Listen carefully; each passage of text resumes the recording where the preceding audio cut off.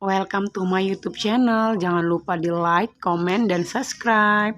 Terima kasih.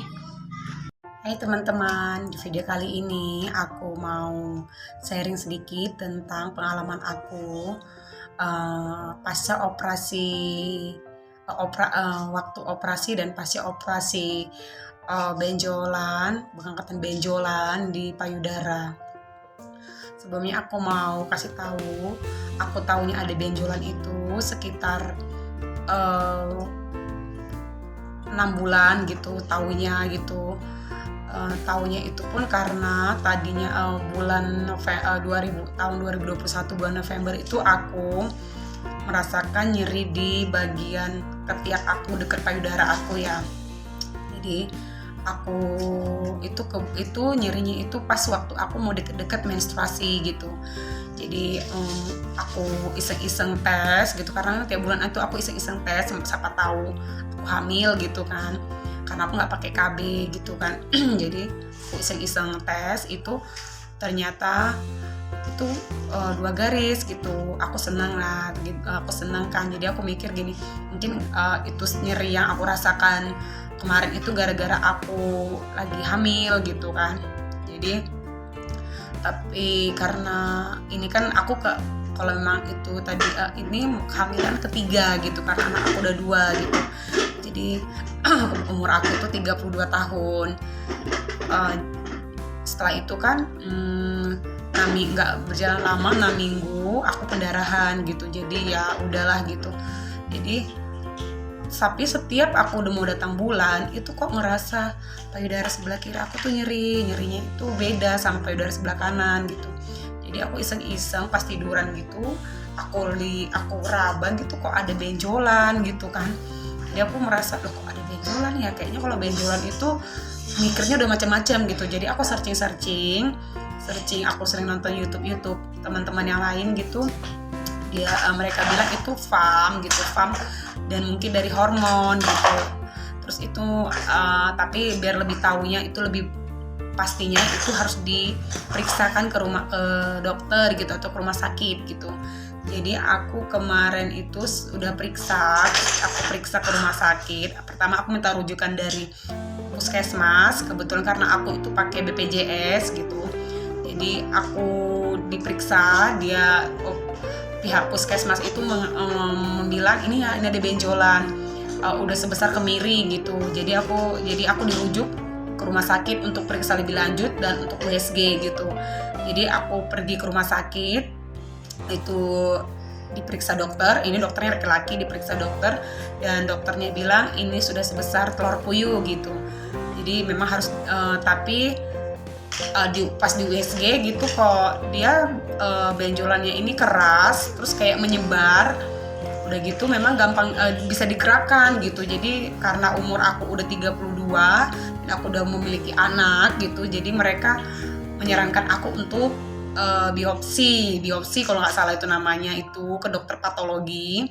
Itu diambil cairan pakai jarum mikro, itu diambil cairan dari si benjolan itu gitu, untuk memastikan itu benjolan itu ganas atau tumor jinak gitu. Oh ya, setiap benjolan itu dikatakan tumor, tapi tumor itu ada 2 jenis, ada tumor ganas, ada tumor jinak gitu. Jadi setelah aku di biopsi itu, aku nunggu hasilnya 2 jam, itu hasilnya aku tumor jinak gitu.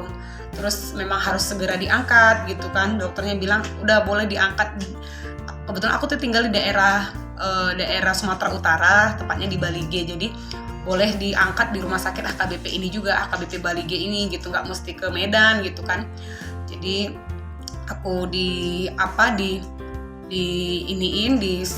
disaranin untuk diangkat segera gitu. Terus aku datang lagi ke rumah sakit itu untuk janji mau kapan mau dioperasi gitu, mau kapan mau diangkat gitu.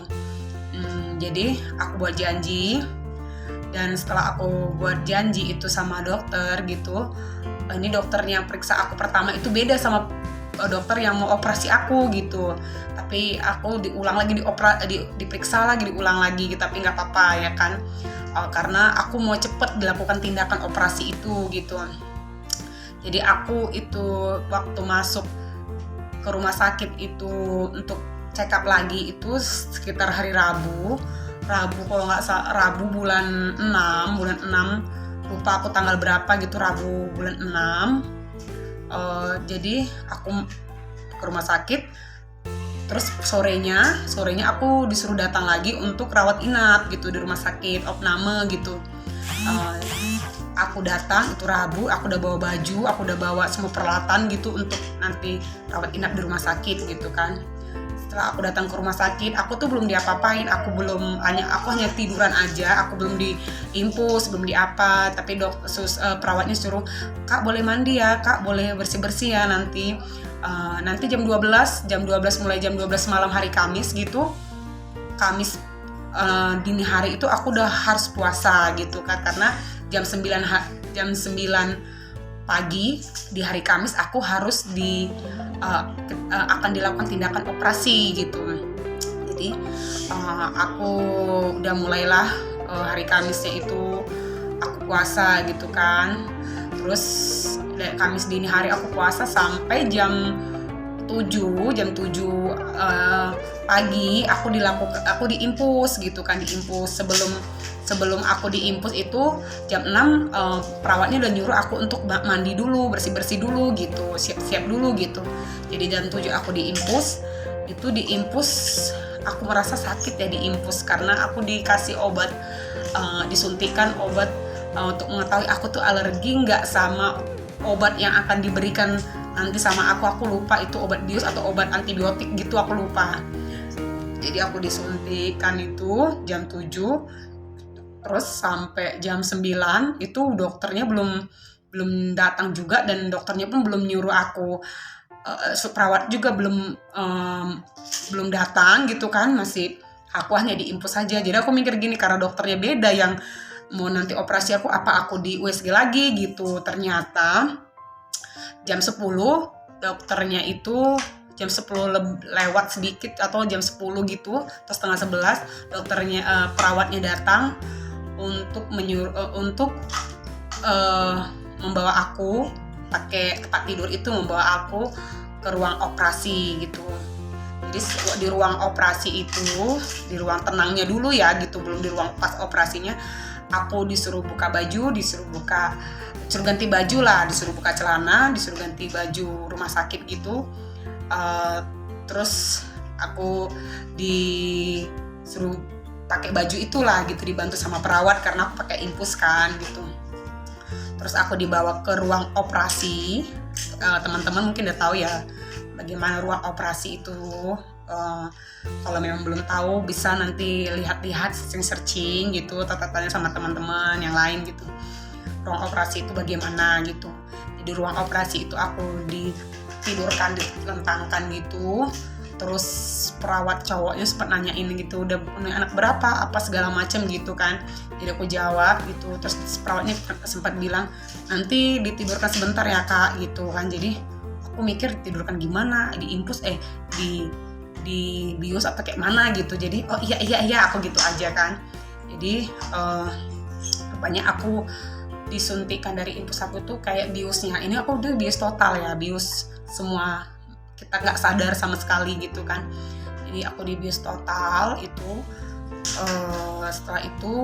Setelah dibius aku ngerasa kayak agak-agak gimana gitu kan, kayak macam kayak nggak sadar gitu, masih kayak ngantuk gitu. Terus tiba-tiba lampu operasi itu dibuat pas di depan muka aku gitu. Jadi aku ngelihatnya aku udah langsung kayak ngantuk gitu. Jadi aku itu kayaknya ngantuk, tidur gitu. Setelah aku tidur gitu, aku nggak tahu ya itu berapa lama. Kalau kata keluarga aku yang bilang itu sekitar 1 jam gitu, lama juga proses operasinya gitu. Jadi waktu pas udah selesai, aku tuh dibangunin gitu. Bangun kak, bangun begitu kan. Jadi aku mikir gini, pas aku tadi itu mungkin aku kok tidur kok dibangun ya gitu, kok kayaknya kok tega banget sih bangunin aku lagi enak-enakan tidur gitu kan. Jadi aku lupa gitu, aku nggak tahu aku tuh di mana gitu. Jadi tiba-tiba tuh mungkin efek radius ya, jadi kita tuh nggak sadar sama sekali. Jadi tiba-tiba aku gini mikir, aku di mana, oh ya aku di operasi, aku lagi di rumah sakit gitu kan. Terus keluar dari ruang operasi itu mau dibawa ke ruang eh, rawat inap gitu. Anak sama keluarga aku, sama suami aku, sama mama aku tuh udah nungguin di situ. Terus anak aku yang paling besar tuh nangis-nangis karena aku itu belum sadar. Terus kayaknya tenggorokan aku tuh sakit banget gitu kan. Jadi nangis. Aku tuh juga susah ya untuk sadar ya, kayak sesek kayak apa gitu, kayak macam aku mau mati gitu kan. Jadi tapi itu terus perawat juga, aku dengar perawat ngomong itu bilang nanti pasiennya dibangun-bangunin ya, jangan dikasih tidur ya, gitu-gitulah. Jadi ya itulah yang dilakukan sama orang tuaku sama aku kan gitu. Jadi setelah dibawa ke ruang rawat inap itu gak lama, sekitar 10 menit atau 20 menitan aku udah sadar gitu, udah sadar gitu, udah lepas perjalanan aku, operasi berjalan lancar. Tapi yang satu yang lagi permasalahan itu benjolan bekas operasi aku tuh dibawa ke daerah Medan itu untuk dilakukan penelitian lagi gitu. Itu benjolannya itu bagaimana gitu.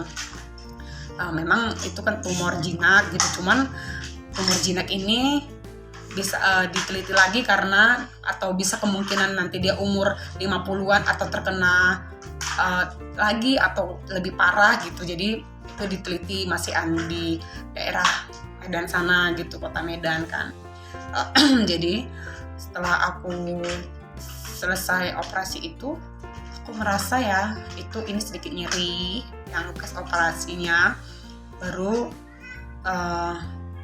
kayak lemes ya pasti ya, terus lapar juga itu aku pasti, itu aku rasakan gitu. Terus sama perawatnya belum diboleh minum atau makan gitu, nanti tunggu betul-betul sadar gitu. Terus aku tanya, aku udah benar-benar sadar tapi aku nanya, sudah bisa makan nggak? Oh belum, ntar lagi ya, setengah jam lagi ya, bolak-balik kayak setengah jam gitu. Terus aku tanya lagi pas datang lagi, kayak mana belum bisa makan nggak, soalnya udah lapar. Itu udah ada jam 2 apa jam 3 gitu. Bayangin aku puasa dari jam 12 malam sampai jam 3 sore itu belum makan gitu, rasanya lapar. Terus perawatnya bilang, oh udah tapi nanti makannya sedikit aja ya, jangan terlalu banyak gitu. Oke, aku gini, oke, udah bisa gitu. Jadi oh iya, yang tadinya kan dokter itu periksa benjolan aku tuh sebesar, yang waktu di puskes itu kan diperiksa itu sebesar kemiri ya. Terus di rumah sakit itu kurang lebih sebesar telur puyuh gitu, atau 2,5 cm atau gimana, aku lupa gitu kan di biopsi itu. Tapi yang keluar benjolan aku itu ada dua sebesar remplo ayam. Aku terkejut setelah ditunjukkan sama warga aku fotonya, karena benjolan itu bisa dibawa pulang, tapi karena benjolan aku tuh mau diperiksakan ke Medan lagi, jadi hanya di fotonya itu ada 2 benjolan itu sebesar remplak ayam. Aku nggak nyangka ada bersarang benjolan di payudara sebelah kiri aku sebesar remplak ayam 2. Aku mikir ya, aduh kok bisa ya, kok selama ini nggak ketahuan ya gitu. Jadi aku mikir gini ya, mungkin benjolan aku tuh udah lama, udah dari dulu tuh ada, tapi baru merasakannya 2022 gitu. Jadi ya bagi teman-teman, apalagi cewek yang udah mulai tumbuh buah dadanya itu, segera rajin-rajin untuk periksa payudaranya, sadari. Jadi supaya nggak kayak aku ya.